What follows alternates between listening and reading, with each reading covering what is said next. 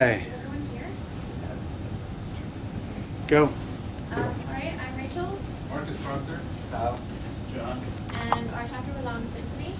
So the beginning of the chapter, he started by kind of telling a story of a time where he had taken a class, an art class, and instead of being a regular art class, it was an art class where it was 5 days.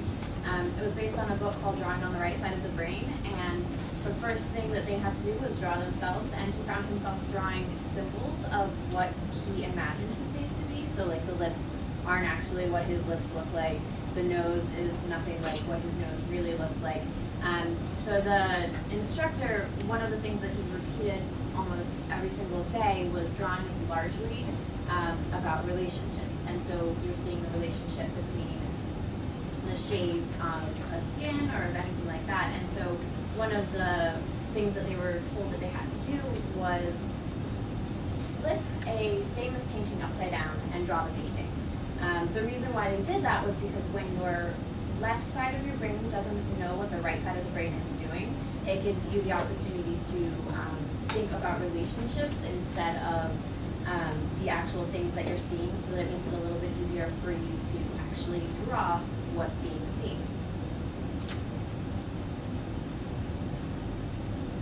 So symphony is putting together puzzle pieces. It's synthesizing rather than analyzing, and it's being able to invent something from two already existing things that you wouldn't originally imagine worked together. The best example of that is pizza with an egg on it. Sounds disgusting, is one of the most delicious types of pizza ever. So everybody, raise your hand if you're a double major, if you have a minor along with your major, if you're working full-time as a student and are also a full-time student. So you'd be considered one of the boundary crossers in the symphony genre. So that means that you live multifaceted lives, so you're able to multitask and do things without really kind of like exploding and forgetting exactly what you're doing. The book has two examples of that. Andy Tuck, who is a philosophy professor, a pianist, and a management consulting firm owner.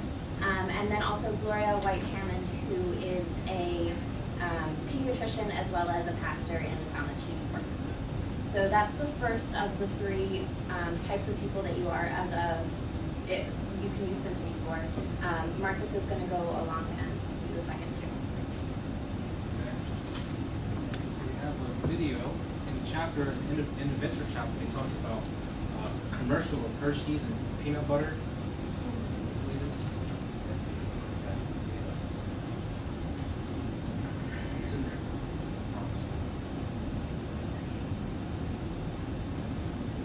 So basically, the commercial is the 1970s commercial of the Hershey's peanut butter cups, where a man is walking down the street with a peanut butter bar, and a woman is walking down the street with a jar of peanut butter, eating her peanut butter because you do that from a jar. And what happens is they bump into each other. He pours his peanut butter, or his chocolate bar, into her peanut butter, and they get mad at each other. They taste it, and it's delicious. And I think it's an old guy, shows up and is like, "Reese's peanut butter cups," and that's the commercial. It was actually quite funny. If we didn't get to play. But essentially, this is where the inventor portion comes into perspective, because L-directed thinking mainly just sees logic, right? It doesn't see where objects don't really combine them. Whereas R-directed thinking sees the combination of how different objects can meld together to form a completely new thing. Right, like in the commercial they had chocolate and peanut butter makes Reese's cups, spoon and fork makes sport, right? So we get into the next chapter about metaphor thinkers, right? They're similar in perspective to an inventor, but they're not combining physical objects. They're combining comparisons, ideas, and thoughts, right? So you have some examples on the board like time is deep, life is a journey, less is more, right? This kind of creative communication opens up to see the bigger picture. How? Explain more. Yeah, the author sort of ties up the end of the chapter by talking about a concept he calls seeing the big picture, which is understanding the relationships between relationships, not just looking at one specific relationship, but looking at all of the relationships and how they're interconnected to form one big relationship. And he talks about how that's a new concept in entrepreneurs today. It's not the people who can just focus on one thing, but the people who can understand how all of the things interconnect and can be related together to form one big thing. and he brings up an interesting concept about, or a fact, how self-made millionaires are 4 times more likely to be dyslexic than the rest of the population. Because when you're dyslexic, the left side of your brain is sort of shut down more than the right side, so the right side gets more exercise and therefore gets more like use, and it's more developed than the left side of the brain. Like a blind person develops better sense of hearing and touch and stuff like that.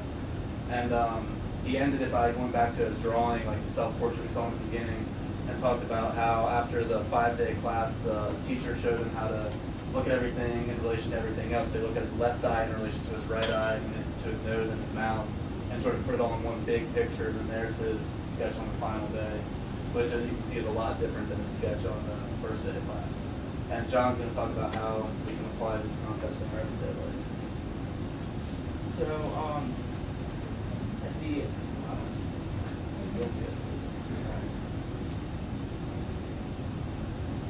okay, so at the end of the chapter, it had a thing called portfolio, which gave a bunch of examples and ways you can sort of apply the concepts he was talking about.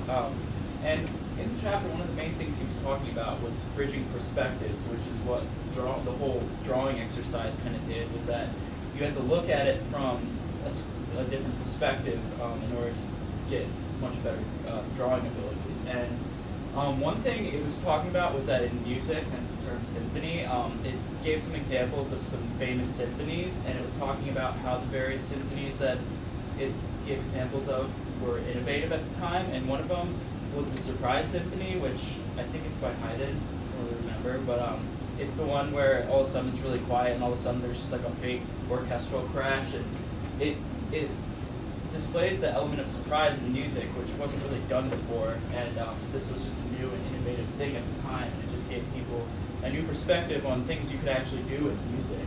And it also gave some exercises on how to apply the style of thinking, and one of them was that it was the newsstand example, where you go to a newsstand and you pick out 10 different magazines of topics you would normally not care about at all, so like, cars, automobiles, or cooking, sports, whatever, things you just aren't interested in, and read those magazines, and this would cause you just to get brand new perspectives, and it would also cause you to get inspiration on things that you're already concerned about, because the author was talking about how a lot of times experts tend to overlook these new perspectives because they're experts, meaning their thought processes have been narrowed down to sort of one thing.